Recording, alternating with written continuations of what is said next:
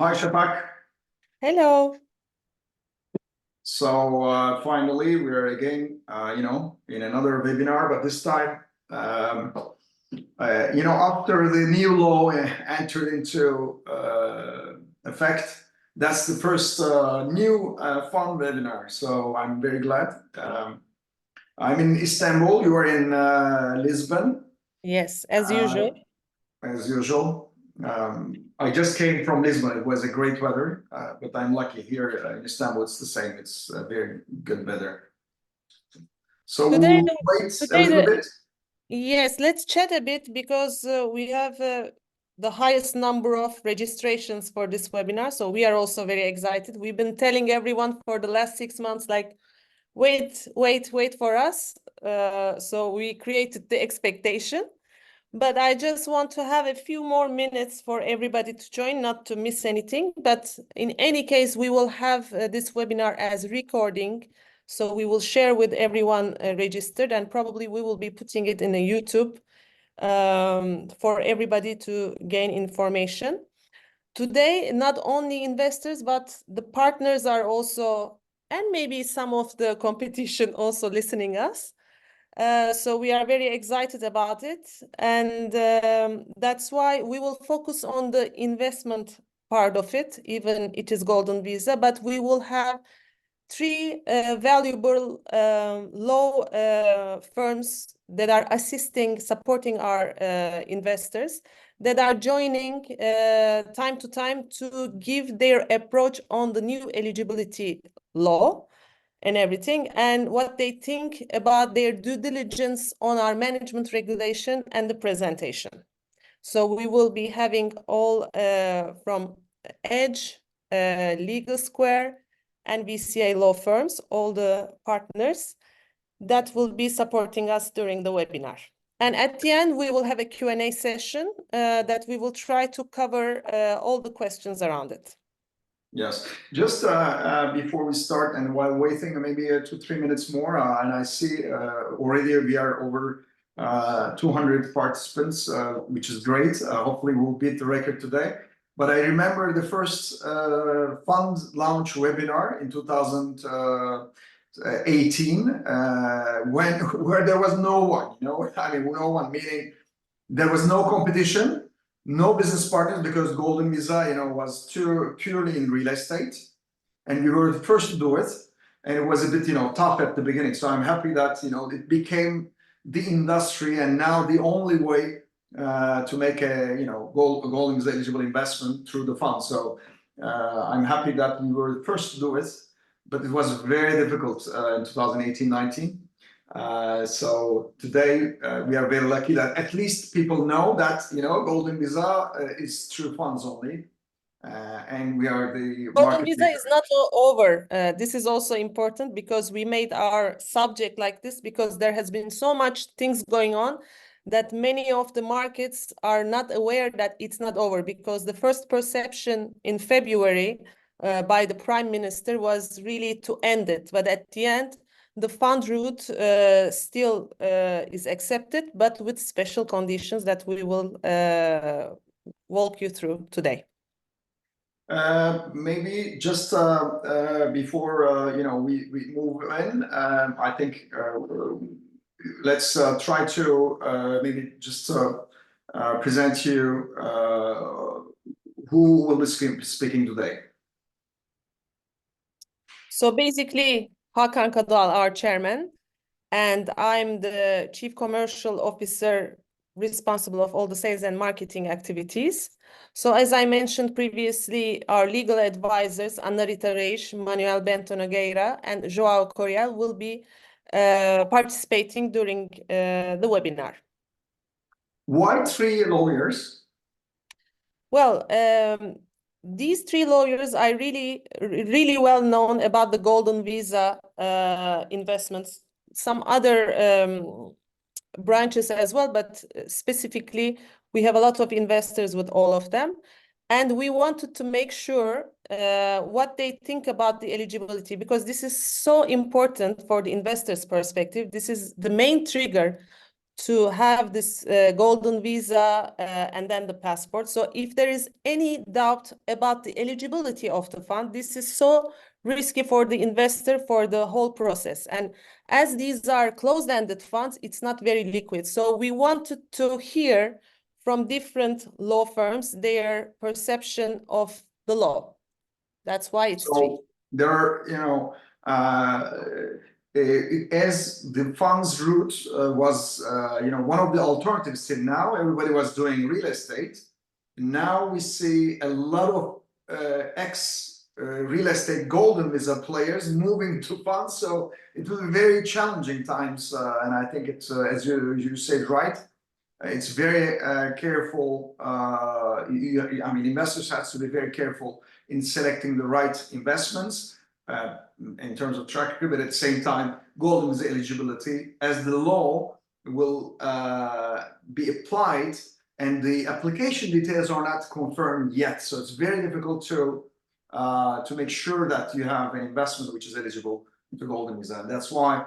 Edge, Legal Square, and Baladash are the largest firms, credible, top tier, I should call, not so-called top tier, but real top tier law firms. You can of course ask any lawyer.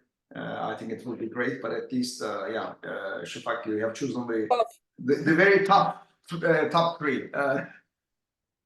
Okay, so I think we can slowly move forward. So today we will be speaking about first kicking off with golden visa eligibility and the general timeline. And then one of the main important thing when you are considering a fund investment, who is the team behind, and mainly our track record on this business. Then we will go to the executive summary, because today we will not only focus on the fund itself, but why we are doing it, so on a broader aspect. And then we will show the investment pipeline that we have already identified some investment options for the fund and some case studies to give a better visibility to the audience. And then we will continue with Q&A. Let's start with the main question, and Manuel is here. So hi, Manuel. Hello, Khan. Hi, Shafak. How are you? All good, having a good day. What about you guys? All well as well. So thanks for joining us today. So I want to kick off with the new law and golden visa eligibility, and I received from your team this law in Portuguese and English that's in force from October, and I would like you to very shortly explain what do you understand from this law, basically. Okay. Well, I'll focus on what's important today, which is funds eligibility or investment eligibility for golden visa. The law touches a few other points, not relevant for this topic, not really changing golden visa that much. So the most important change that law brings is the scope of qualifying investment. So what's eligible as an investment for your golden visa? Main idea is that anything that is real estate or real estate connected is today excluded from the program. So you can no longer buy a property, a real estate property, and obtain golden visa from it. When we bring it to the funds cannot be real estate funds, nor can invest in real estate businesses. To put it very short, that's how I would summarize. You cannot be a real estate fund, and you cannot be any other kind of fund investing in real estate businesses. And I note businesses because that doesn't really necessarily mean that the fund cannot have some sort of involvement in investing in real estate properties, provided that's not the business of the fund. Trying to simplify, any business in this world has any sort of real estate footprint. A law firm, for instance, we need an office. So obviously, we do invest capital in buying or renting or renovating or refurbishing a real estate property. That does not make us a real estate business. We have the necessity of having a space, a place to develop our business activity. This is the idea that can be transported to the funds as well. So funds can invest in business in companies that spend some money or allocate part of the investment to deploy in real estate, provided that it's not meant to operate or develop a real estate business per se. So you're not looking after real estate revenue activity. You need that real estate for your main activity, the service you're providing, the industry that you're developing. Right. Another example is if you invest in a new technology and you want to develop a new product, you need a factory for it. Right, you need the facilities for that. So part of the investment can be allocating capital in securing a place where you build your factory, you buy the machineries, you develop and build the product. So in more practical terms, what do you think of the fund structures these days is popping up as hospitality, but holding the real estate part of the hotel within the fund that is investing in? Okay, well, I think I start to be known as the grouchy guy, the very conservative guy, and having in mind that as of today, we do not have clear guidelines from the entities that have responsibilities in this space.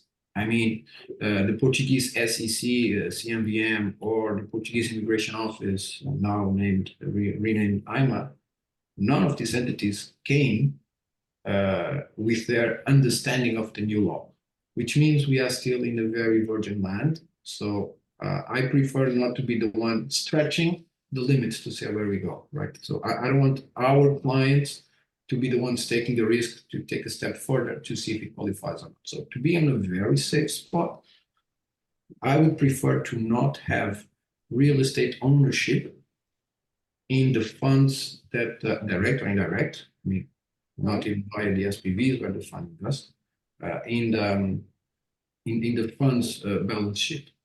In addition to that, obviously, if your play is you own the hotel and you generate your revenue via rent, you're renting it to an operator, it can be a fixed or variable rent. That for me is obviously excluded from the program. Because in that case, although you call yourself hospitality, in practical terms, what you're doing is real estate investment.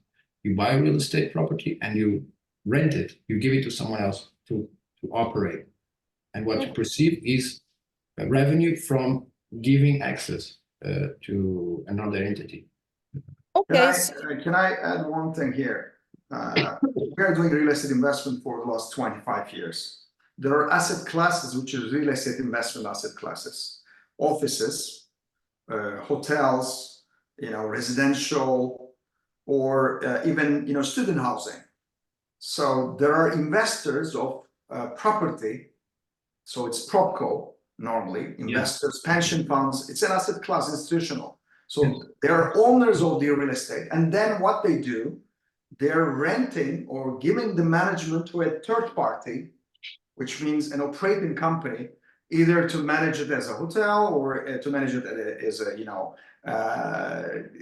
as to the office space, as to, office operators, or, to other parties, so that they collect revenue, either in form of rent or share from this operation. But the value is created through assets.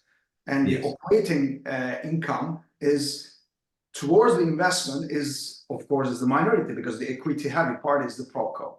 So I think in this sense, I understand we have to split this into two separate businesses and say, no, this is PropCo or OpCo. So if the PropCo is the majority of the value of this investment and the revenue comes from the PropCo, so-called, I think it's not eligible. That's what you are, I understand. That's exactly my point. I was trying not to go through details and technical concepts to not make this boring, but at the end of the day, yes, I usually simplify in a sense of the subject and objective of your investment cannot be real estate. right? You can still have as a subject a real estate piece, but your objective is not to squeeze income from your real estate property, from your asset. So you're not yielding from your asset with a fixed or variable revenue.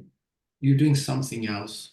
In the case that you have the asset in your balance sheet, the preferred way to do, especially during these times where things are not yet clarified from regulator and the entity that approves your golden visa, is the most you can, please keep the real estate ownership and yielding separate from your fund thesis and your fund investment as possible.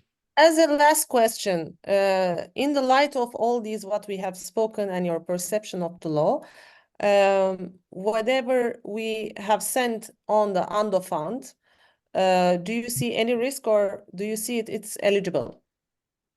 From the management regulation and the presentation that was shared with you, explaining the investment types. So I would say that in abstract, because exactly we saw these two documents that you shared, in abstract, from what we saw, no, I'm not seeing a risk. Because, and correct me if I'm wrong, I did not see your thesis being the fund will deploy capital in purchasing properties and then will find an operating company to partner up. This, I think, it does not qualify, or even if it does, it's kind of in the gray area, and that's where I do not want to be. I see differently. I see your fund being a fund that focus investment in developing this operating brand. So you are at the opco side, not the propco side, and this brings me peace of mind. At least for now. I mean, this may be clarified in the future, and it may be accepted that you may have some properties on your balance sheet, confirming that your objective of investment is not related to the yielding revenue from the property, but from the operation itself. All that perfect. But for now, you're keeping things separate. So you draw a clear line. That's the kind of fund we at least at this stage that we prefer, because it's risk-free. Thank you so much. Risk-free, but thank you so much, Manuel, for your time. you're welcome. Thanks a lot. So I think it was quite clear. Shall we move on, Hakan? Yes. So this is my part that I've been telling since 2018. So, and investing through the VC funds is the most viable option for golden visa investment now. I think we need to also mention that it's tax efficient because there is no income tax from the fund dividends if you are not a tax resident in Portugal. It is highly regulated market, and it's easy to handle as well. That doesn't need you to take care of your investment. And more importantly, it's diversified because you will see in this specific fund, especially, we will probably have 20, 25 investments. So the eggs are in the different baskets. So in the risk appetite, it is quite diversified, so conservative.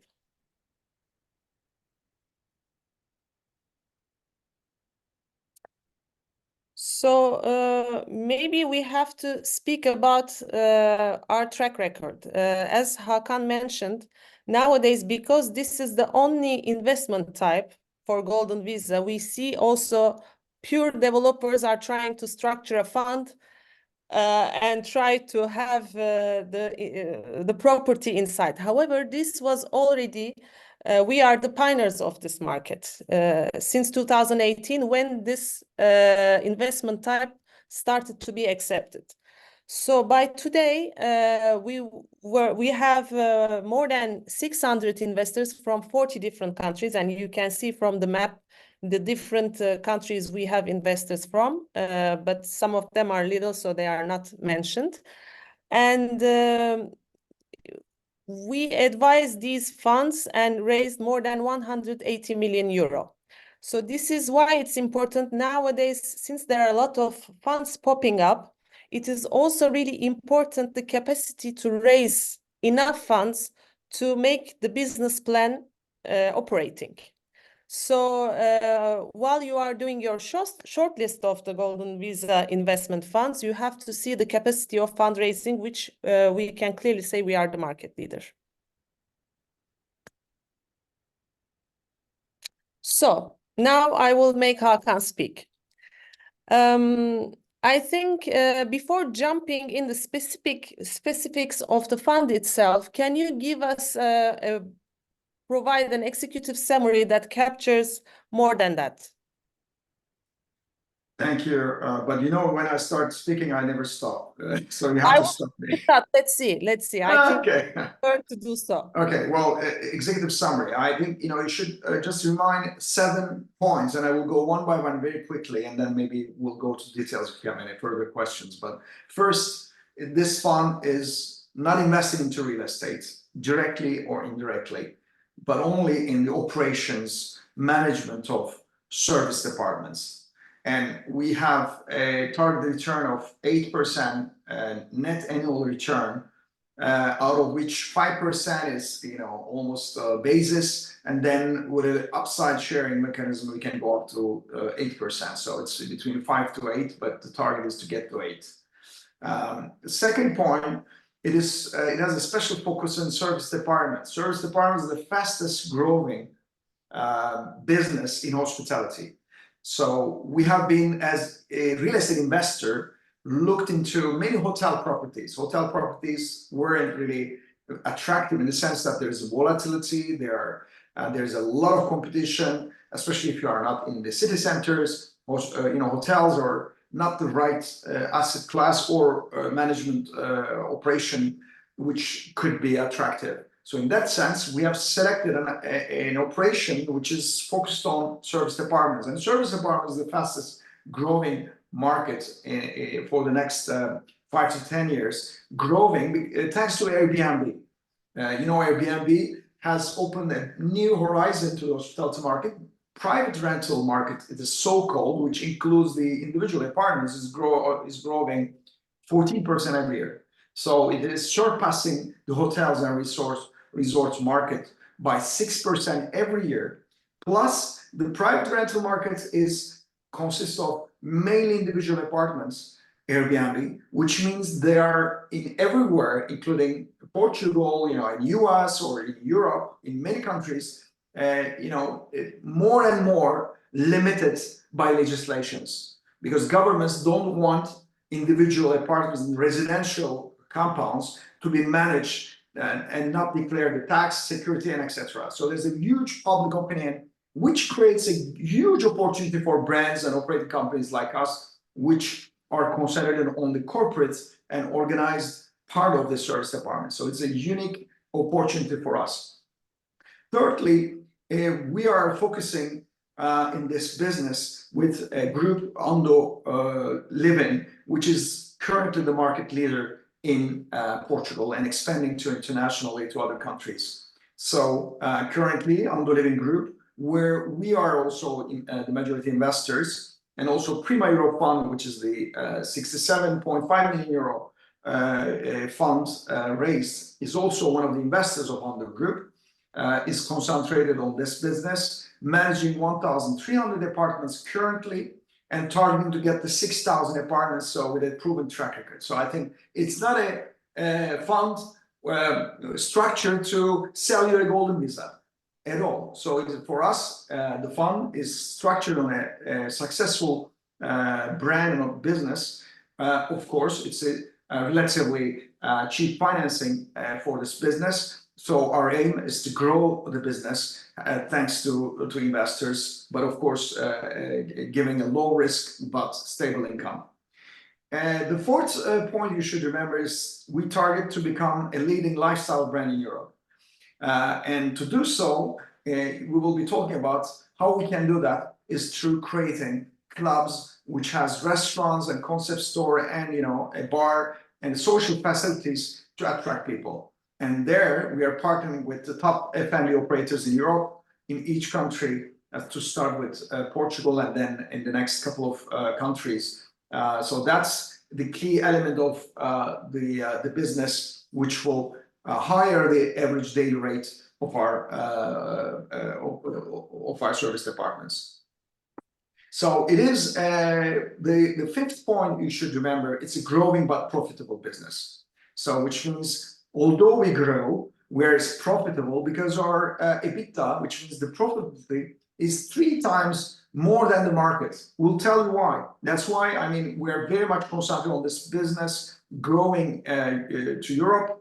And thanks to that, we are not just raising this fund, which is, Golden is eligible to finance the growth of our business, but at the same time, we have a CDA fundraising from institutional investors and family offices, which trust us to make this business a growing, but at the same time, hopefully, our aim is to go to New York or London Stock Exchange and to become a unicorn brand. So it's a not only growing, but profitable business. The sixth point, we have a clear roadmap for growth. Whatever we will be showing you is prepared for Camden Partners, is a boutique French investment bank who has raised to some of our peers, so very experienced in this business, which went through due diligence, which went through audit, and all our investor deck is prepared, not for you. We have prepared our business plan, tested, and to be shared with institutional investors and family offices. So be sure that we have a clear roadmap, and we are getting to 6,000 apartments in Europe. Already 3,000 is almost secured. And lastly, I think the management team's impressive track record. We can tell you that we are the market leader. We were first to do it, this funds. So we are not doing it because we have some asset class to sell to you, or we are making money out of Golden Visa. Golden Visa is not our business. But thanks to Golden Visa, now we have 600 investors from 40 countries. Thanks to you, we are growing our main business. So in that respect, we are the market leader. And stock, this is the third fund we manage out of 5. So we'll be very happy, to launch this, and we are very excited. I think these last points was also a bit the answer of what sets us apart from the other players raising Golden Visa Fund. So I think you have mentioned very well. I may need to have some summary of these slides for the people, what they should remember, the main 3 things to remember in each part. So let's go for Ando Europe Fund. So basically, these are the fund terms. So this is a CMVM regulated fund. It will invest in operating companies specialized in hospitality, food and beverage, and services. The subscription period will start from March, and it will be 21, almost 2 years. The target fund size is 50 million. And in the latest one, we have reached 68, to give you an example. The fund manager is Stag. We are the general partner. Our depository bank this time is Bison Bank, because many of our investors also opened the bank account there, and they are quite proactive. Auditor Baker Tilly. And minimum investment ticket is 250. However, as you know, you need to invest 500,000 euro for Golden Visa. So our target annual return is 7 to 8%. We will be having a 5% hurdle rate. Even if we don't distribute, even if the fund don't distribute it, it has to catch up. But there's a small share from the upside sharing for possibility. So that's why it will come up to 7 to 8%. The fees and expenses is around 1.8% per annum, but this is basically 5% hurdle will be net after that. And you only need to have the subscription fee as an add-on one-off fee, which is 6,150 euro. And the fund term will be 7 + 1 + 1 years that you need to spend your 5-year time with the investment. So exit, we will go in deeper. I think the investments will be paid back through operations, backed with Ando Living Holding and its subsidiaries and sales of the investment. Alternatively, exit through the refinancing is also possible.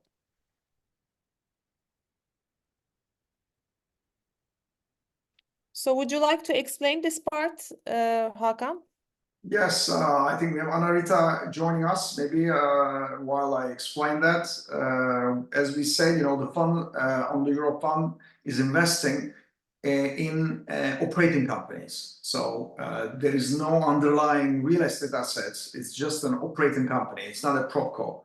So the value is not created through owning assets, but through long-term profitable contracts, and we'll show you. So we have two types of investments. One is in the Ando Living Clubs, which has an F&B component, in partnership with leading F&B operators. We'll talk about that later. And then the second is Ando Living Apartments, service apartments management. And there it's mainly to finance the furnitures, fit out. So which means it's to change the interior design of the units to create a higher revenue for the management.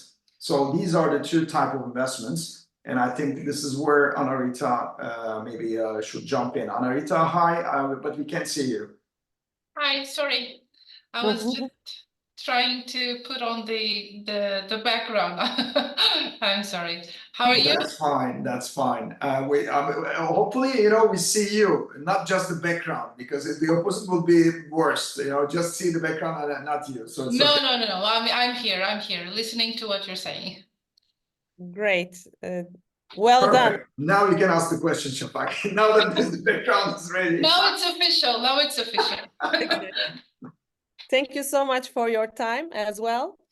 So I will ask the similar question. What do you consider as real estate investment through the fund, and what is not? Can you also give your perspective on that? Thinking about the new rule, of course.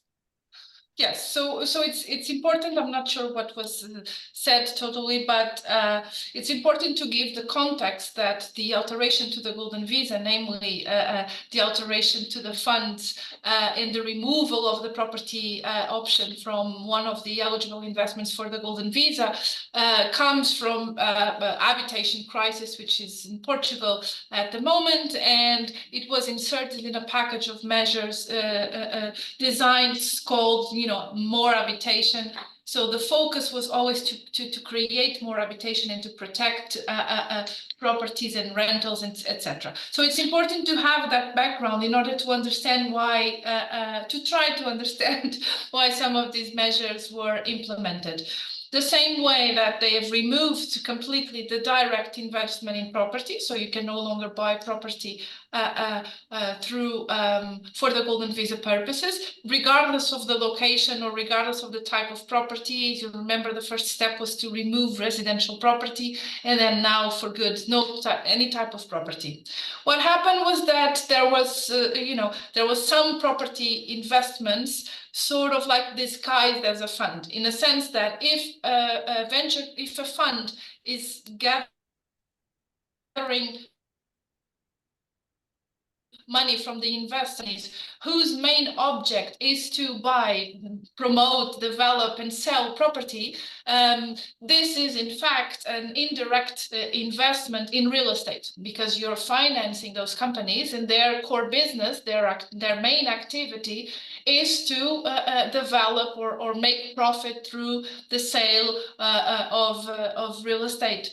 And so in order to be 100% effective in the sense of, okay, let's remove this completely from the Golden Visa, it kind of makes sense to say, okay, the investment in venture capital funds or equity private funds can continue, provided that they do not invest directly or indirectly in real estate.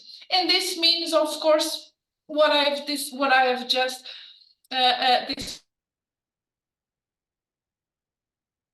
described, although a guide that says black and white. We just lost you. Disqualified. This you cannot do. Sorry. Oh, I'm sorry. I was saying that there is no official guidebook that says you can do this, you cannot do that. There's no such thing. So it has to be, you know, you have to trust the legal due diligence of your lawyers to understand how conservative or not you want to be in terms of what is considered a real estate investment. And so this is somehow difficult to ascertain for sure. For us at Edge, we are rather conservative in the way we approach this, because obviously being closed funds, if you invest and then it's not eligible for the golden visa, you know, either you would be able to sell your participation units, or it would be very difficult to step out of the fund. And so we like to work with and to advise on funds that are conservative as well in the way that they present themselves to the investors. And for us, it's obvious that the fund cannot have or invest in companies that have it as their core business, real estate development. Okay, so in the light of this, how do you receive Ando fund from the documentation you had? I have received the legal package from you, and I have reviewed this in detail. And for us, I consider that this is 100% eligible for the golden visa in all of its aspects. So to start, it qualifies in the terms of the period for subscription. So the fund is at least 5 years. So it's more than that. It's actually 7 years in terms of duration. So the maturity of the fund complies. And then in terms of the companies as well, it qualifies in the ratio of 60-40, that the companies, at least 60% of the companies that are going to be financed using these funds need to be in Portugal. You know, the regulations clearly specific that. So, you know, 60% of the companies will need to be in Portugal, giving you a margin of 40% to invest in different jurisdictions according to your proposed business plan. So that qualifies as well. And then obviously the fact that the fund does not have any real estate and does not in specific say that shall not invest in real estate or real estate related companies directly or indirectly, for me leaves me no doubt, because even you, when you're doing your assessment in terms of making your investments after gathering the funds, you will need to pay attention not only to the golden visa, but obviously to your own management regulations, which does not allow you to invest in real estate. So for us, is owning real estate directly, is obviously financing companies whose core business is you know, purchase, development, and resale of property. So for us, that's the bare minimum. Okay, so great. And one short answer I would like to have from you is about the new law that passed from the parliament for the kickoff of 5 years would be at the application date. So for you, this application date, can we consider it as online application? And when do you think we will know this regulation more precise and be active? In how many months we would know more? Well, first of all, you know that I cannot commit to short answers. So that's step number one. Step number two is, for us, and this is all a bit uncertain at the time. Of course, we hope to know more as soon as this becomes effective. But for us, the application date is the date of submission of the documents in the website and the payment of the application fee. For us, that's when the application starts. And so it will be, you know, some time along the lines of the submission of the documents and the payment of the fee, which usually have a couple of days apart. So for us, this is the date which will trigger.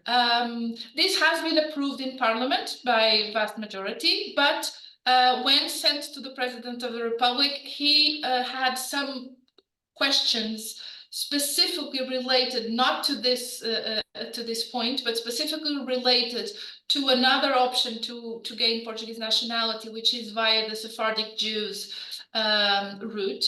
So he had concerns about whether or not it would be constitutional to change that. And it's a small detail. I'm not going to discuss here in detail what this alteration means, but especially in the context of what's happening in Gaza, the president had concerns, which means that this, instead of going straight to publishing, he needs to send it to the Constitutional Court for them to give their opinion on whether or not this would be in line with the Portuguese constitution. But just to confirm that it's related to this particular point of the Sephardic Jew route, not with this alteration. It's very difficult to know for sure when the court will be giving their opinion on this. I think that we should count on a couple of months, maybe, if we're lucky, a bit less than that. But for sure, we'll be following this closely, and we'll, inform you so that you can also inform your investors in due time whenever something changes. Thank you so much, Anarita. Thanks a lot. You're welcome. Thank you. So, where were we, Hakan? Yes, I think we were really at the fund, and I was just saying the fund invests into operating companies, and then we have two type of investments. Either we upgrade the apartment, furnished design, and then so we can get higher revenue from the apartments. Or we have this F&B, or food and entertainment, part of it, partnering with food operators leading, so that this has an impact on the average return. So that was it. And there are questions coming in, so we'll try to answer them at the end, I think. But one of them is asking, will we be sharing the slides? The answer is we'll be sharing the slides. I mean, the largest probably presentation if you're interested. Plus, we will share the recording. So I think you will not miss anything. Correct, Yes. Shafak? Exactly. We will send the recording and the presentation, long version with how many pages, Hakan? We will not cover everything today, but there are. I mean, we'll have a shorter version of the fund presentation this time, but they will have time to read it in details, and then we can have one-to-one calls. Okay, so what is the question? Next question was, I think, the funds, and what was your question? So basically, we speak about two types of investment, the hospitality and food and entertainment. So I would like audience to understand what exactly it will invest in. Will it invest in the food, drinks, salaries or anything? Or if not, what it will invest in and how the structure will be, how the repayment will be. Okay, so the fund, where we target 50 million euro, will invest roughly 25 to 30 million euro in apartments, their fit out and FF&E, which means fit out furniture and fittings, or operating part of it, or some rent advance payments with the owners, and then in some cases we're acquiring some operating companies to grow the business. So it's only short-term stay business. So service departments is the 60%, and then 40% mainly in the food and entertainment. Again, it's we are setting up specific companies in partnership with top operators. We'll give you details in the next couple of minutes. But the target return of these two group, which consists 99% plus, is structured as a shareholder loan and a very little equity. So this shareholder loan, which helps the companies to grow and is generating 7% gross per annum return, deducted from the fees, generates at the fund level 5%. So those are secured through the contracts, long-term contracts, minimum 10 years, sometimes going up to 29 years. So it's really the average duration of these contracts is 15 years. And the payback of these investments are 1 to 5 years. So we can talk in an average of 3 years, which means in 3 years we get this investment paid off, and then the rest is profit. So that means it's a very profitable business. And this will generate 5% annual return and we have a hurdle rate of 5%. So we target that investors get 5%, and then out of 5%, there is an upside sharing mechanism with the general partner fund manager. And there we target to achieve an equity upside on especially the food and entertainment business, where we are partners with F&B leading operators. And there, with this upside, we think we can get to 7-8% annual return. So at the exits. So whatever, there's a catch-up mechanism, which means to get to 7 and 8%, the 5% has to be distributed, and this on an individual annual basis return. So if the first investor or last investors in 1.5 years will get annual 5%, and then the upside sharing mechanism. Oops, sorry. So before jumping into the examples, can you also speak about the market opportunity about service departments compared to hotels? Okay, thank you. Usually, I'm looking to most of the funds. They are talking about nice pages, but never talk about the market in which they are in. So the first thing we look is the service department market. How is the market? And that these next slides, and in the presentation we have much more slides prepared by Kanban investment bank, boutique investment bank based in Paris, and they are in charge of going to institutional investors. They have prepared these charts. They went through the due diligence, and they found that the market of private rental grows significantly higher than hotel resorts, and it is much more defensive.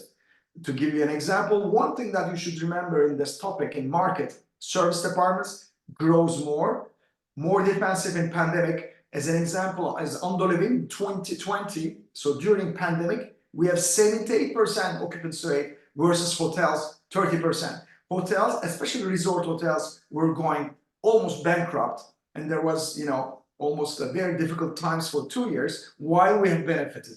We have grown even more than any other competitor during these downside cycle of the market. So it's defensive, growing more. So that's the first thing to remember. And then the second thing to remember in this private rental market, which consists of 80-90% by individual apartments, service departments is the only 10 to 20% of the total market, and the majority of the market is limited more and more by legislation. So which means we have more and more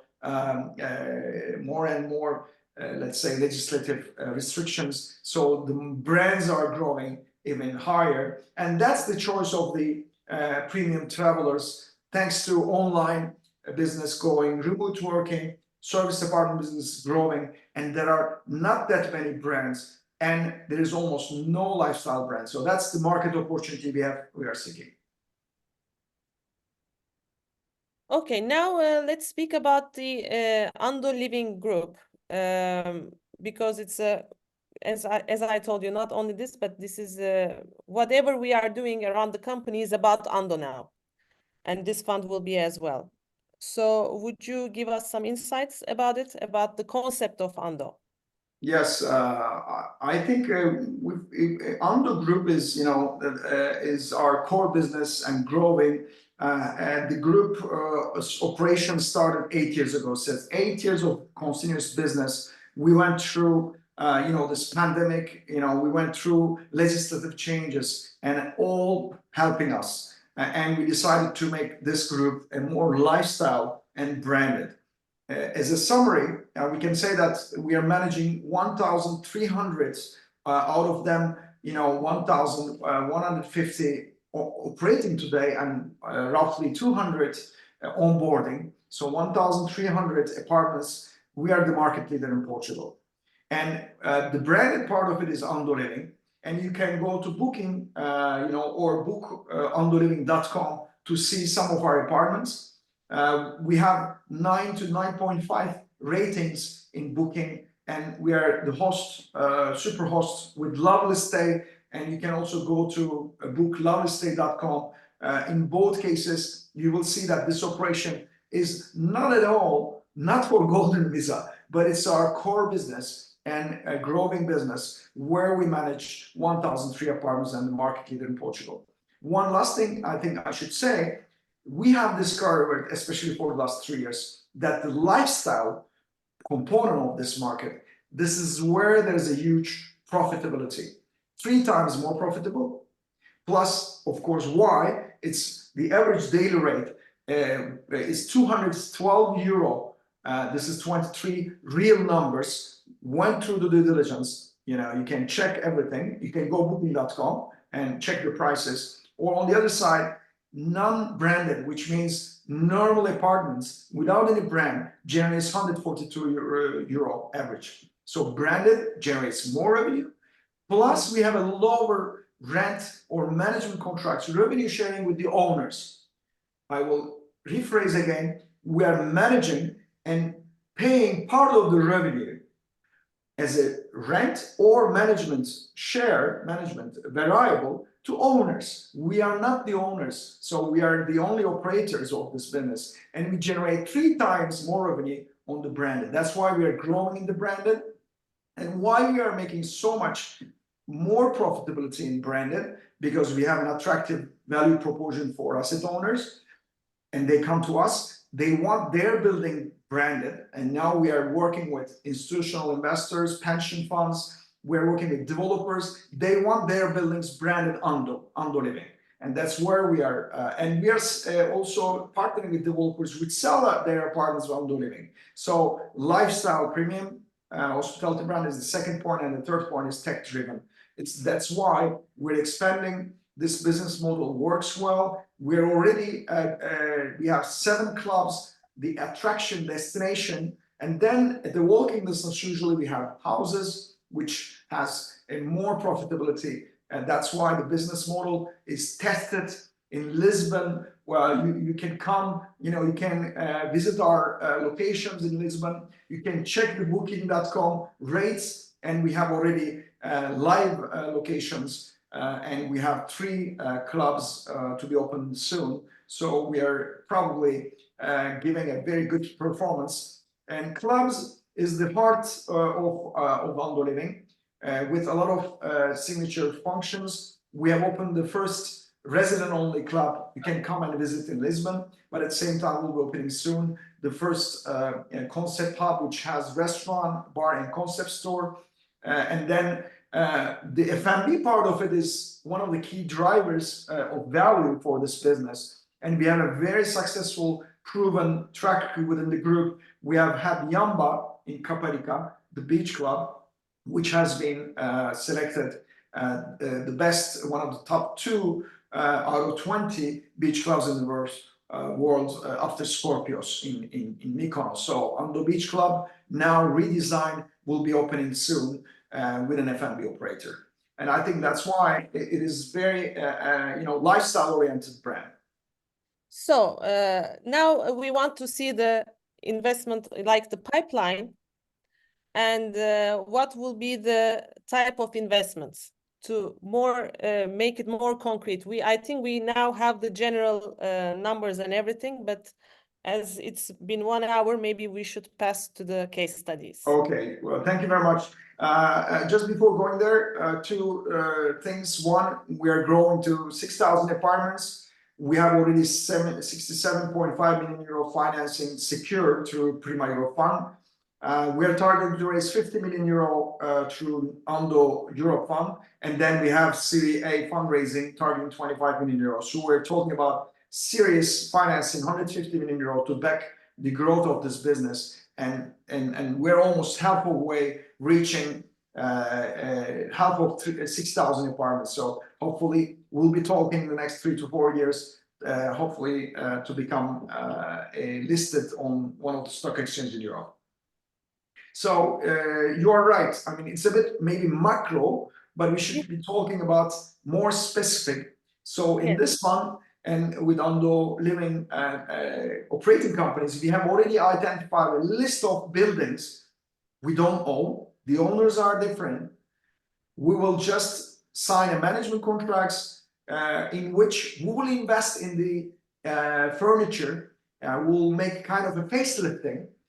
And these investments are listed.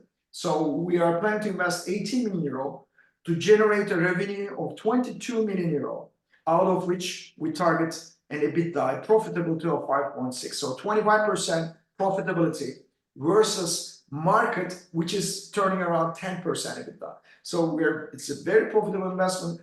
And then we are also signing new clubs with restaurants. We have a list of 4 which are already under planning, and we're some of them under construction. But the clubs will open in the next couple of years. And then we have 3 others under planning. So we are at 7. So here we are investing 12.5 million euro projection, again, to generate 2.3 million euro EBITDA for our investment, which should generate a payback return of 5 years. So just to summarize, the previous slide was showing the pipeline on the hospitality part of the investments. And the second one is for the club buildings that we will have a partner with, where you have the facilities like the restaurant and everything. Exactly. So it's an F&B, but the F&B investment is to secure a destination, especially which helps us to generate higher average daily rate. And I will show you that. Yeah, I have some concerns and I will ask a few questions later on. So let's go to the case studies. Okay, so for example, this is, you can again go to booking.com on the Augusta House case study.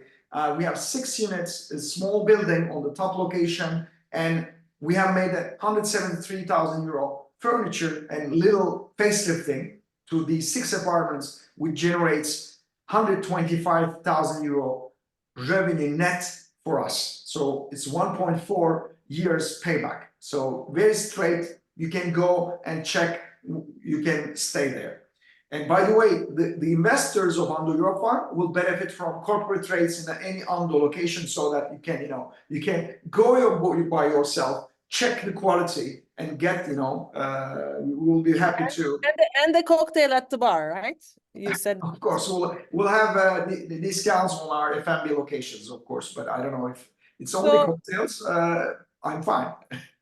Oh, and Madalena House, we have just recently opened 12 units, invested 365,000 euro, and its target EBITDA this year is 360,000 euro, 1 year payback. So it's very profitable contracts, 10 years contracts. Can I ask something? So this 365,000 was only spent on the furniture package. Exactly. By the way, there was the owner of the building had a furniture package, but we say, look, if this is the furniture package, we cannot, we don't want to rent or sign a management contract. We can, because we are putting our lifestyle brand, you should be upgrading. He said, I cannot. And then we said, okay, we'll do it on your behalf. So we have invested such an amount, and now it is open, and it's really one of the best, with now 9.3 or 4 booking.com rating. And the case is the one that we are about to sign. We have just get the confirmation. It's another building owner. So these building owners are totally third parties, not at all. It's not related party. It's not our sister or whatever the company is. Third parties who trust us. And then we are about to sign. We need to invest 300,000 euro. Again, we're planning to get the money back in 1.2 years. I think this one is in the pipeline as well. So most probably from the fund that is raised with Ando, that we will be making this investment. And exactly. This on the furniture again. Maybe we should say, what is gross booking value, GBV, for everybody to understand? Okay, the gross booking value is the total revenue generated from the management of these apartments, short-term stay apartments. So Annual, you can go to booking.com, Airbnb, or our own booking platforms.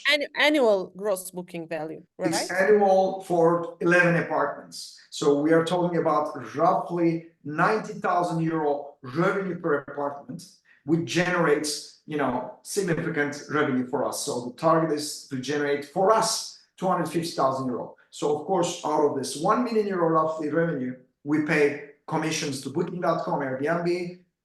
Hopefully not all, some of them are through our platform, and the rest is expenses. And we pay the owner what is left for us is the EBITDA, which means, you know, the profit, I have 250. a question. Let's, I will be the advocate of the devil here.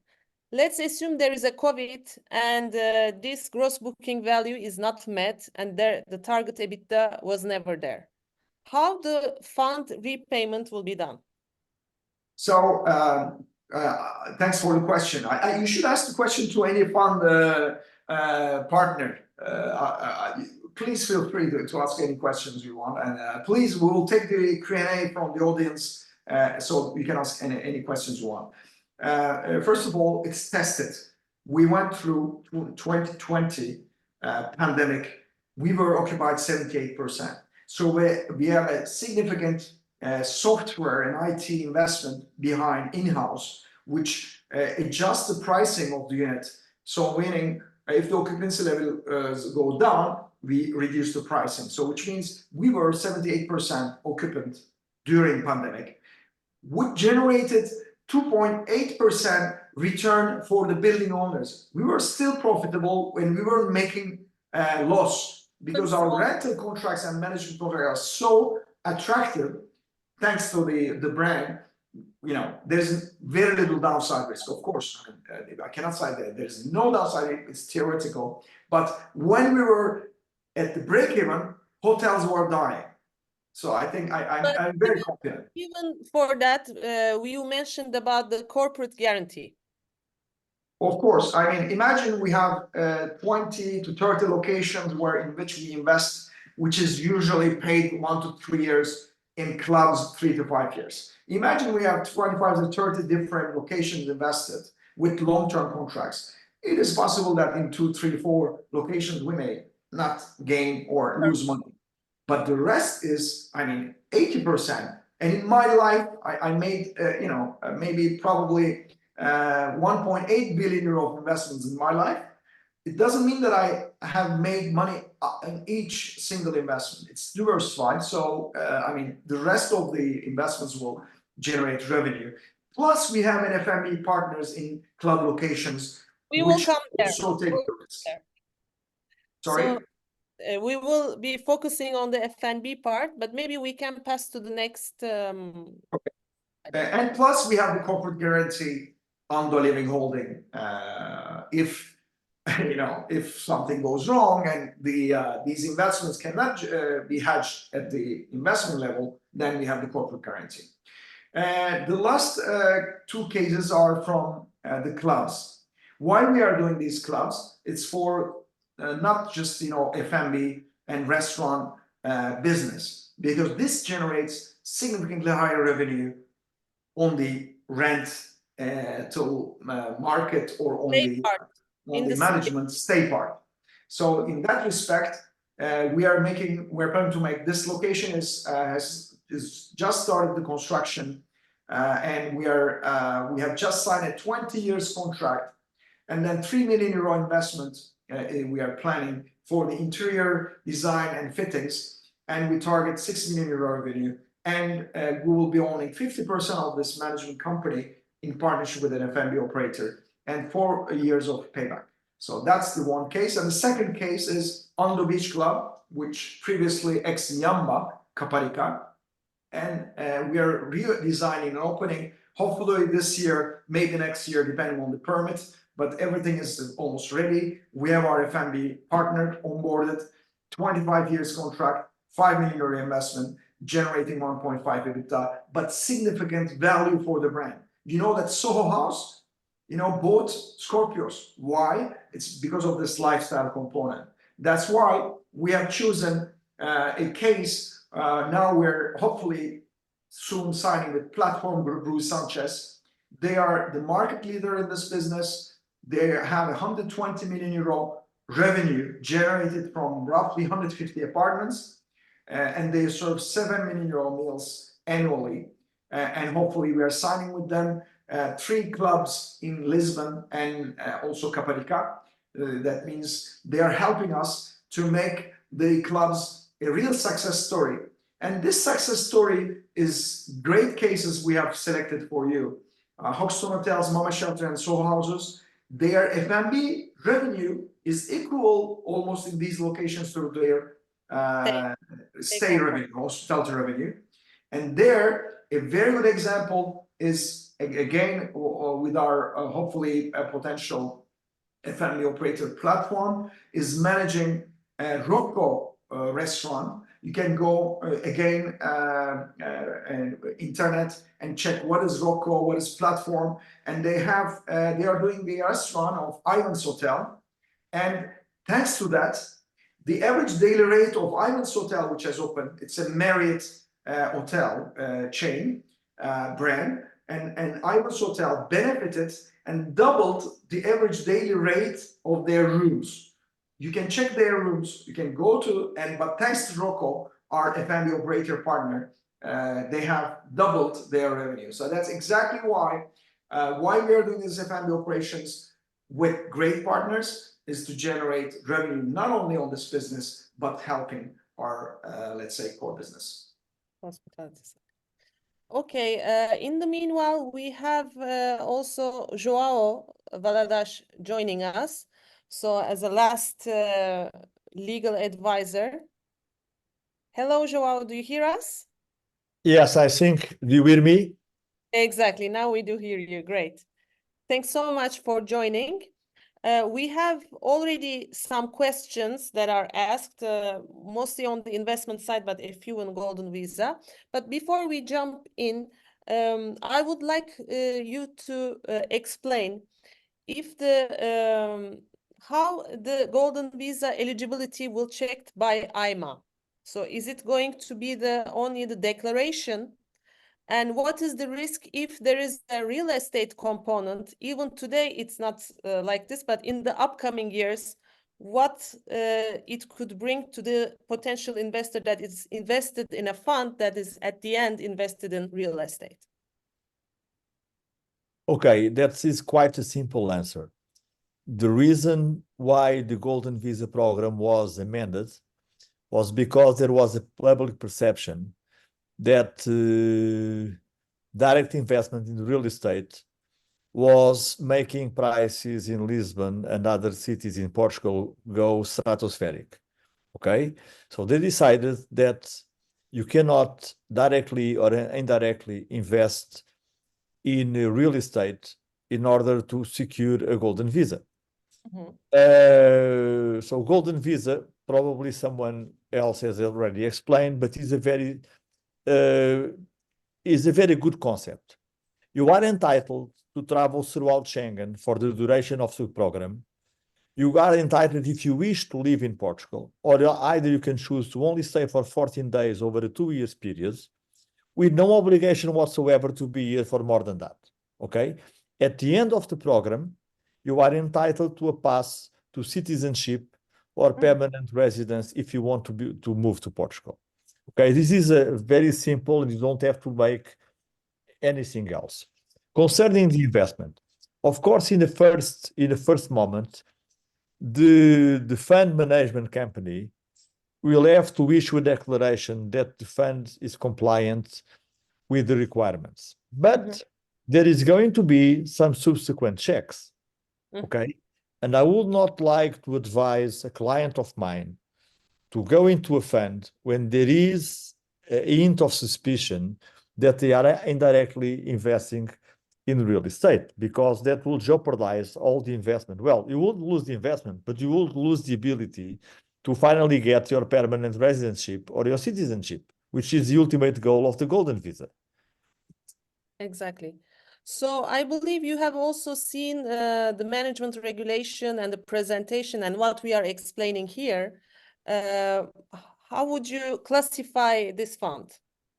Well, I have read it thoroughly, and it seems that it is completely compliant with the new regulations. Actually, I have other situations in my office of companies that are dedicated to manage hospitality and don't want even to be proprietors of the real estate. Long leases, 15, 20, 25 years, you invest in the rehabilitation of the buildings. Of course, you have to make the fitting of the buildings, and you get the rents. Actually, most of the hotels in the world are run like this. Big chains like Marriott or any chain, they are management entities. Most of the hotels are owned by private parties in the countries where the countries are operated. So the management is a completely separated endeavor from the passive act of just getting the rents. And from what I saw from your teaser and your management regulation, you are just investing in fitting the premises and getting the rent and getting your cut. And someone else is going to be the owner of the buildings. So it makes it completely compliant with the Portuguese new regulations. Great. Thank you so Thank much. you, João. I'm sure there will be some further questions. Please stay with us. Shafak, can you take the questions from the audience? Can the fund investment in Portuguese public companies? But this is in our case, it's not the case, but I think they are asking in general. João, maybe you would like to answer that. I would like to just say one word, maybe João can join me, but I think it is a VC fund structure, venture capital, to capitalize companies. So which means a fresh money invested to support the growth of companies. So buying shares of an existing company listed and on the top, stock exchange, it is surprising that it is, it's in the spirit of this law. Do you think, Well, what the law actually says is that, of course, there is some kind of discretionary management by the fund. However, in order to be eligible for a golden visa, the fund must invest in Portuguese-based companies at least at the height of 60%. Okay, so it doesn't really matter if it is an existing company or not. The thing, it hasn't to be related. You cannot use a shield like an SPV in order to buy real estate and call it something else. The idea is that if you are, for instance, investing in hospitality and management, that's what you do. That's your core business. And you leave the other part, the ownership of the real estate, for someone else. Thank you. Okay, great. I'm passing to the other one. So regarding the subscription period of 21 months, if the transfer funds in March 24, are these funds immediately invested? So do I have to wait till the subscription periods end? No, you don't need to wait because your starting date of the application is basically, it's regardless of the fund investment decisions. It's the day you invest, have your documentation ready, and the lawyers that you work with make the online application. So your time will kick off. I can maybe enlighten you. Please. There was a lot of complaints in the past about the Portuguese program because it took a lot of time for the authorities to validate the applications. To answer those complaints, and rightly so, the government amended, actually the parliament amended the law, and from now on, the starting point of the application is when you file online. From that point onwards, as long as you make the investment, you have to make two things: make the investment and file the application, because the investment is prior to the application.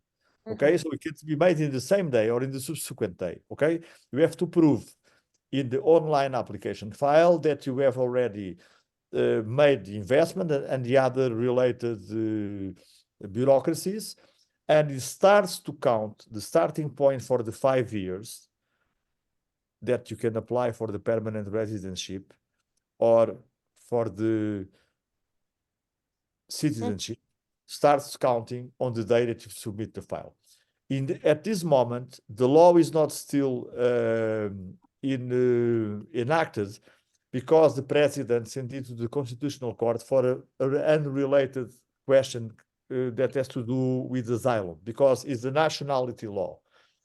And this is regulated under the same umbrella of this or the same law. You regulate immigration by investment, normal immigration, and also asylum. And our president had some doubts about the constitutionality of some provision regarding asylum, and he asked for an opinion for the Constitutional Court, which will not affect, in any case, the existing provisions regarding the initial point of the GV application. So in 1-2 months' time, this will going to be in place. Great, thank you so much. So basically, it's regardless of the fund investment.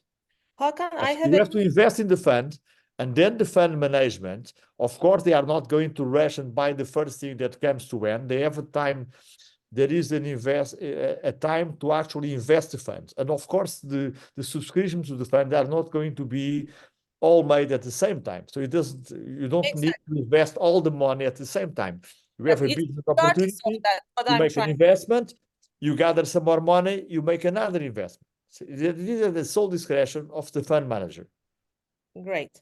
So, Hakan, this question is for you because what if there is a new regulation in Portugal banning or restricting Airbnb-like operations? I think it's a great question that you would like to answer. Exactly. I think that's exactly why our business is so opportunistic, because our business is based on touristic apartment license, apart hotel license, and building by building, especially on the branded side. That's why we focus on becoming a hospitality brand rather than managing individual apartments. So that's a great opportunity for us. So alojamento local, if it doesn't exist in the next 5-10 years, which will probably be the case in most of the countries, this is an opportunity for us.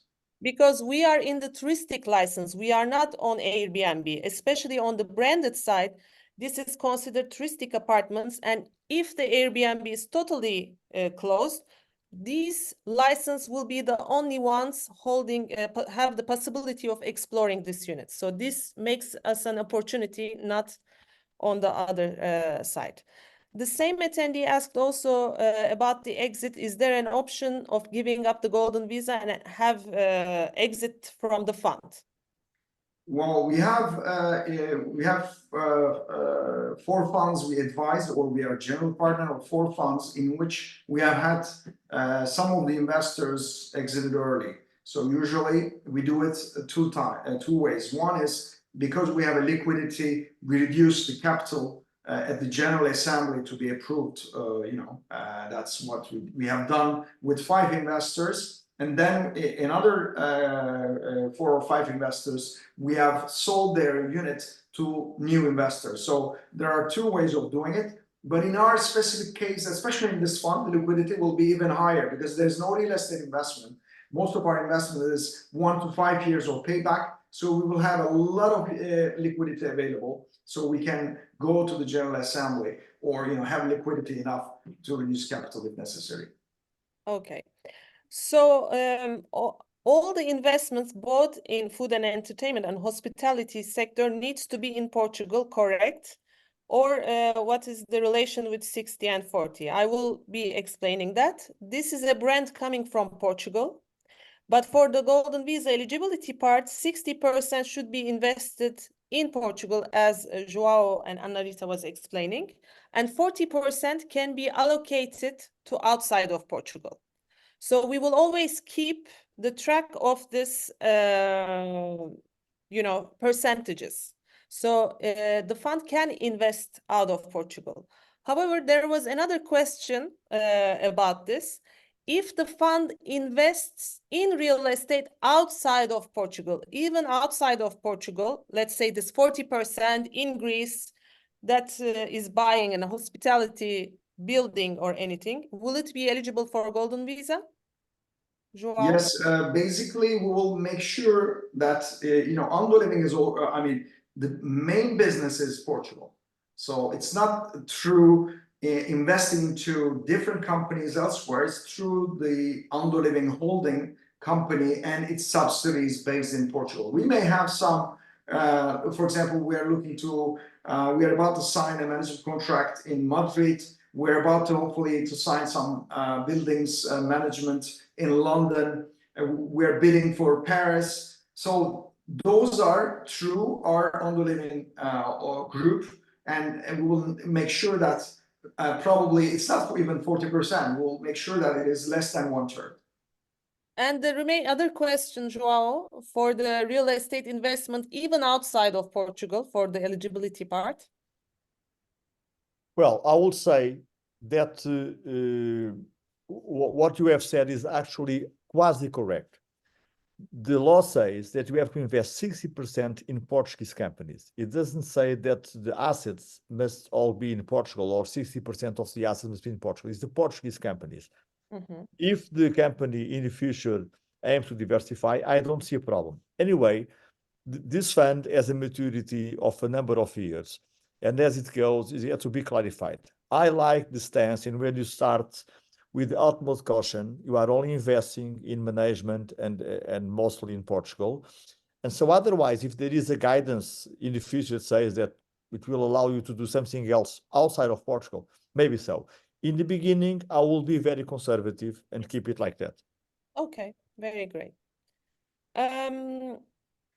So this 60 to 40%, yes, it will be compliance with the golden visa rules. There was another question.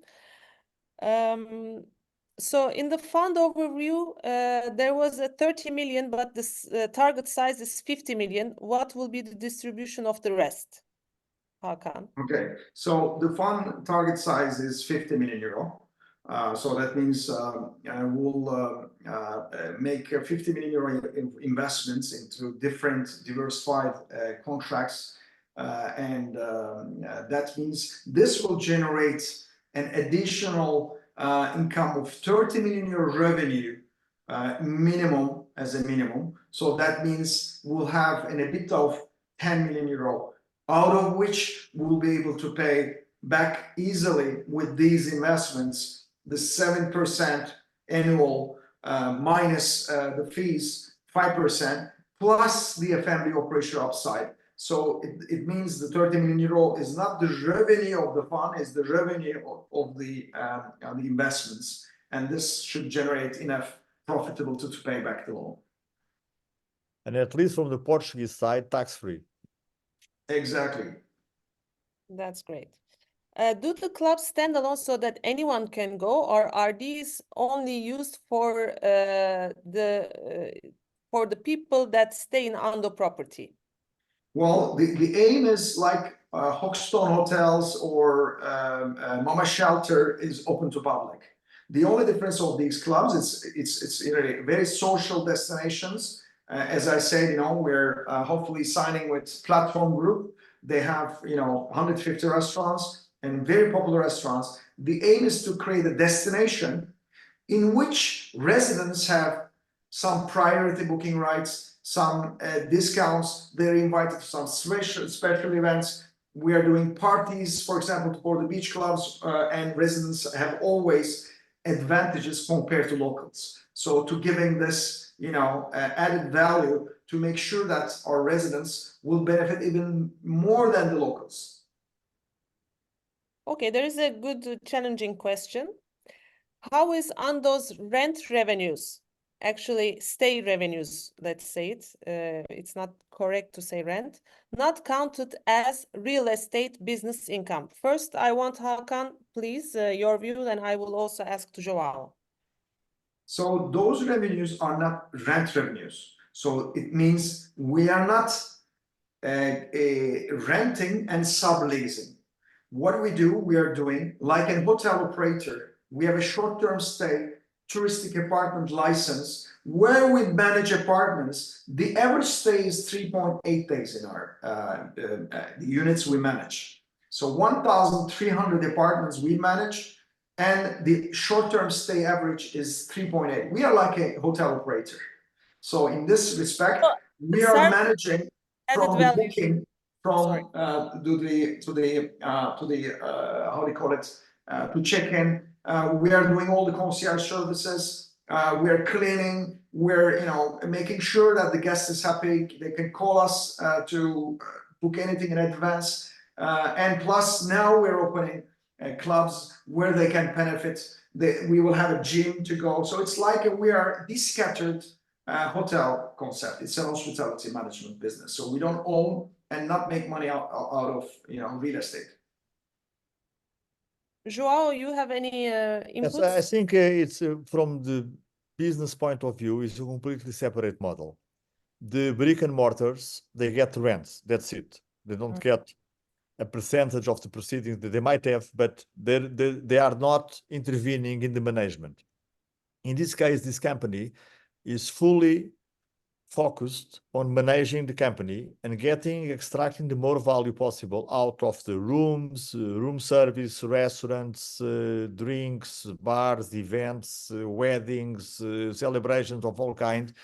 And this is a proven method all over the world.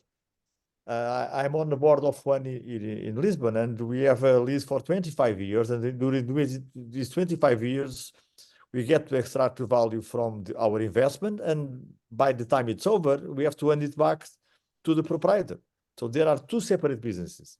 Okay, great. No confusion between real estate and these kind of service agreements. Okay, I have a repeated question from one attendee about the corporate guarantee. What does it mean? If it's a guaranteed buyback or something, because these things are spoken, but in the regulated markets, nothing is guaranteed. Let's be, very transparent and do. First of all, we have got this question 5 years or even 7 years ago when we have launched in 2017-18. Any guarantee. First of all, the funds are venture capital funds, so they invest into businesses. So which means in these businesses, there are risks associated with that. So to have a buyback guarantee is completely nonsense, because who gives the buyback guarantee? How they will exercise? That's not possible. It can only be a corporate guarantee for the business. So what we do, I can tell you, is purely we have a real operating and management business, profitable. We are showing, and we can go into further details. We have 70 pages details how we make money. So we're making money out of this management business. It's profitable. Now we're raising money from institutional investors because they trust us and it's successful. So in this model, if the contracts, meaning these 30 locations where we are signing contracts, let's assume out of this 20-25 locations, 5 we're not making money for some reason, because there's less occupancy or there's a problem with the location and we are not generating revenue. So what happens is that we have 25 locations, 5 doesn't perform, the rest 20 will cover. If it doesn't cover, then at the holding level, this is where we have 67.5 million euro fund. Prima owns 10% with a convertible, and now we are getting to institutional investors. That company, holding company, has also natural corporate guarantee as the owner of these companies or subsidiaries to buy back this 5 non-performing locations as commitment to that's it. So it's a corporate guarantee, and it is a visible. It's not an SPV, so-called SPV, giving you a guarantee, and the SPV is the owner of real estate, where so-called it's not real estate backed, but it is. So we are just we have a profitable business where we are behind our business, and that's it. Can we give more information about STAG and also the management team of the fund manager, the governance of the fund? Any advisory committee or any other of LP investors? Maybe we can show that slide if you would like to. I think just to make it short, STAG is a third-party fund manager. We have no ties with them. We are not just working with STAG, but we have also 2 funds with Lynx Asset Managers. So we're acting as general partner. They are the fund manager. They have the license. They are checking every thing. They are also managing 3 funds where we act as general partner, but they are managing also third-party funds. So we are not their only, let's say, partner, which means they are questioning every investment decision, and they have the right to say no or yes, They do their own due diligence. We have no relationship. So make sure that the funds you are, talking to, or they are so-called independency. Check, ask, people in the market, check if it is Golden is eligible to, top companies we have no relationship. So it's all third party and it's arm's length relationship. And I think they need to also check about the track record of the fundraising experience and also the experience in the market they are raising fund about. So by the way, I forgot to tell, we are doing investment management business at the same time for the last 25 years. We were partnered with Merrill Lynch. We have had Singapore Investment Authority, family office institutional investors with us. We have managed real estate investment trust vehicles in the past. And we are in the hospitality business for 8 years. So I think we're the most credible partner, reliable in this market. One more question is about the exit. We have spoken about it, but how will the exit options at the end of the 7 years? Who will be the buyer? How will be the price calculated? Because we have a duration and it is a closed-ended fund. The majority of the investment is structured, a small portion is equity, the rest is shareholder loan. And shareholder loan, as you will finance the 10 to 29-year management contracts or rent contracts with the building owners. So which means we will invest in the furnitures and fit outs to make facelifting, upgrade to our brand standards. And this investment is paid back in 1 to 5 years. So which means the fund duration is 6, 7 years, 8 years. Within this period of time, we'll, probably 1 or 2 times payback of our investments. So that means it's a very liquid, nothing to see with real estate. So we don't have to sell any real estate asset to pay you back. So it's just pure operating business, tested. So which means it's a pretty liquid exit. But the upside is a bit more tricky part of it. So from 5 to 8%, the upside mechanism is related to the equity upside of the food and entertainment business, where we'll have probably 10 to 20 locations with very reliable food and operating partners. That, may hopefully happen. And there are groups which generates more revenue on the F&B side. And there we have, as Ando Living, we have a possibility to purchase back at the nominal, meaning at cost, the shares if there's no upside. But if there is an upside, meaning there's a valuation created and we are exiting, of course, the upside is shared with the investors. Okay, so if you invest, how does the Golden Visa process work? Do you need to spend 2 weeks in years 2 and 3, then in year 4 and 5? So with this new count start, how will be the stays, João? Stay requirement. Well, the stays are flexible because you can spread the 14 days over a 2 years period. You can come for straight 14 days or come a week and then 2 days, and then what it matters is that you spend the 14 days over the 2 years period. Mm-hmm. Especially and there is also, but let's say that there is some impediment, like you get sick, you get a serious disease, and you can come. You can justify yourself and catch up later. That has happened in the past, because even though the law requires you to stay for 2 years, of course, there is force majeure applicable. But well, small holiday in Portugal, or but small long weekends in Portugal. Exactly. And we provide great stays, so be our guests to come. But this stay requirement will start from the issuance of the card, right?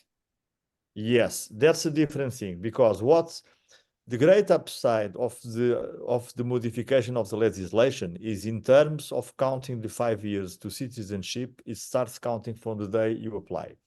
But then, in order to get your card that enables you to travel through Schengen, you have to go through the biometric process and being given the card.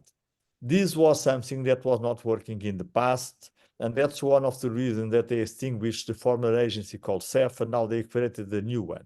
Okay, so hopefully we are seeing improvements. They have some catch up to do with the application from previous years, but now the process is getting more streamlined and there is fewer applicants because not everybody wants to invest in funds, and there was maybe too many people under the old program, and now I think it's more contained.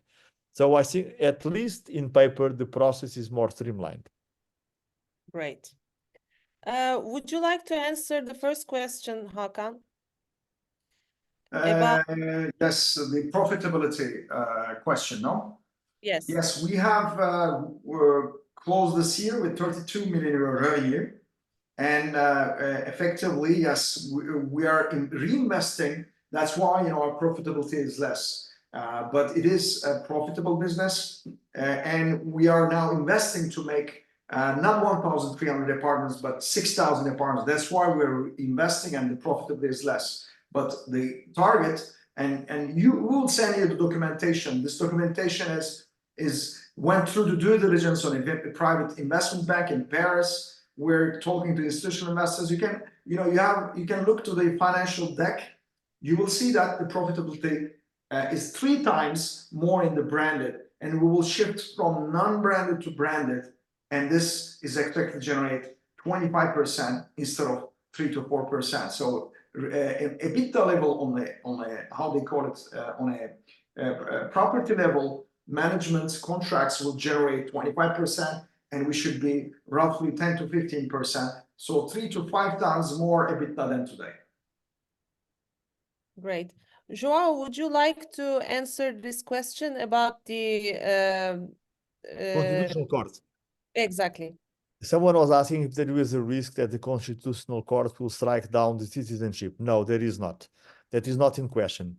The law went to the Constitutional Court for a completely separate reason, because the president feels that there are too many hurdles being put on the path to asylum. Nothing was raised and cannot be raised now about the citizenship option or the permanent residency option. Great. Anyway, just to make it clear, this is not solely for the golden visa. What the law actually says is that now everybody that has lived legally in Portugal for 5 years is entitled to get this path to citizenship or permanent residency. The only difference between this visa and the other visas is that it only requires you to be here 14 days over 2 years. Okay? Right. Someone is calling me. Oh. So it only requires you to be here for 14 days over 2 years. And the other people have to stay here at least 6 months a year. Okay, So yes. there is no distinction between visa applicants from the golden visa and the other visas. We have answered 23 questions, still 6 questions to finish. We're at almost 1 hour, 40 minutes. Thank you for your patience. Still, we have roughly 100 participants following us. Thank you for your patience. Last questions, Shafak. Last question. So, given its long-term lease structure and obligation, are you also responsible for repairing, replacing FF&E that you invested, or is this owned by the building owner? How often you are assuming full replacement refurbishment? Yes, good question. It's really a great hospitality question. And we have different type of contracts. In some contracts, we are reducing from the revenue to be distributed a refurbishment or renovation reserve. So we put into a bank account to every 3 years, 5 years, or 7 years to renovate it. Because otherwise, if we don't do any collection or reserve, we will come up to the 5th or 7th or 8th year, and then yes, we'll find out ourselves in a position where we don't have the necessary funds. So this is the general rule, but it depends if it is us. If it is a very low rent, we do the reserve ourselves. But if it is a management contract, we put this management from the revenue. We put not distribution to the owner, but to a bank account as a reserve. Great. So some of the sample F&B contracts are up for 20 years and the payback period of the investment could be up to 6 or 7 years. How will the fund monetize these contracts at the end of the fund, which is shorter than the contract periods? Some of the earlier examples show faster paybacks, like 1 to 3 years. In that case, will the fund start distributing profits to the investors once investment payback is reached, or the interest payment? Good question. Probably the person who asked the question is someone who knows this business. So first of all, agreed. We'd never go into locations if you don't have, 20 years, 25 years contract, because this is a longer term investments and strategic investments for us, not just financial. For the For clubs. the clubs and restaurant operations. In this scenario, if it is the case for our F&B operator, for example, in Portugal, Platform Group, they have Rocco, Sala de Corte, they have, 2-star Michelin star. So they have 150 restaurants. And we are selecting not only the best partners, the best location, which means great buildings, iconic, high ceiling, rooftop, courtyard, infinity pool. So really a destination with a huge interior design work profession. But imagine, it's not performing as we are expecting. The F&B operator is his hand at risk. It means he is not making money because he has to make money. That's why he's investing. In most of the cases, we have a F&B operator. We don't invest 100%, but also they have a hand at risk. That means we have to do something.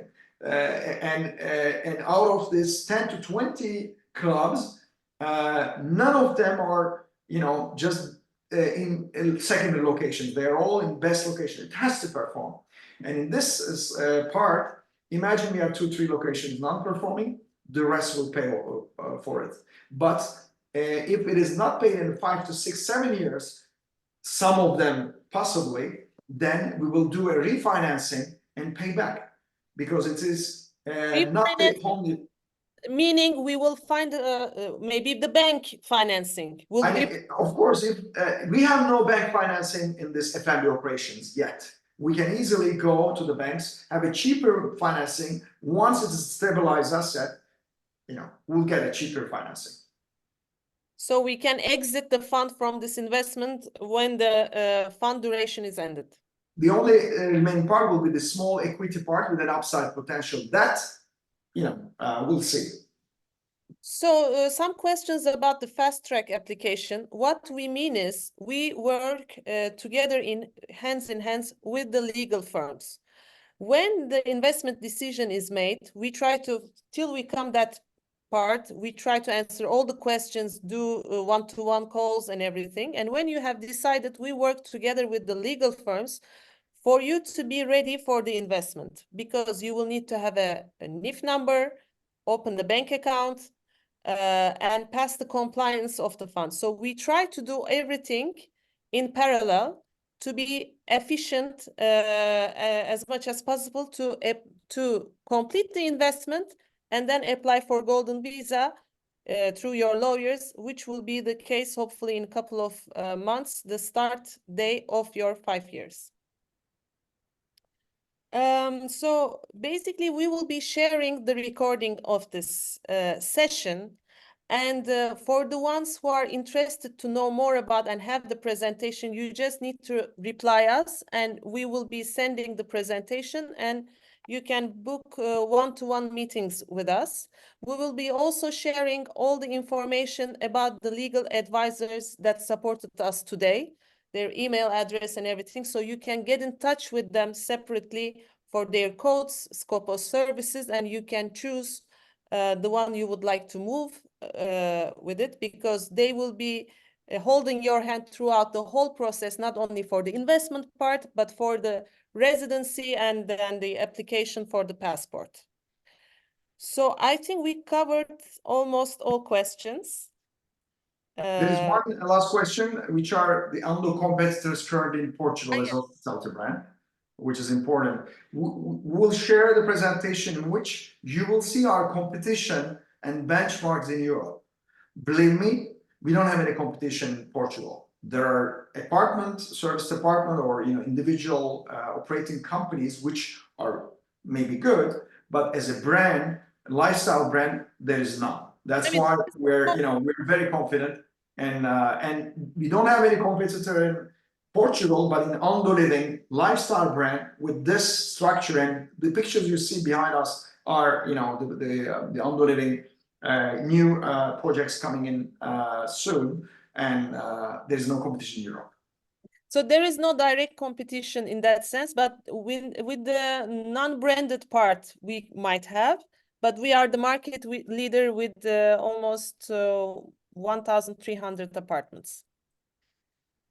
Yes. I think that's it. Shafak, thank you. Joao, thank you very much. I was in Lisbon last week, but I will be coming back. Joao, let's have lunch or dinner together. Thank you for your time, and thank you, Shafak. My pleasure. Everyone that stayed with us that long, I hope it was covering all the points that you wondered, and thanks for waiting for us. Now we are ready to start. Yes, and I wish you a great evening from Istanbul to Lisbon, and hope to see you soon. Okay, thank you for having me. See you soon. Bye. Bye-bye. Thank you so Bye-bye. much.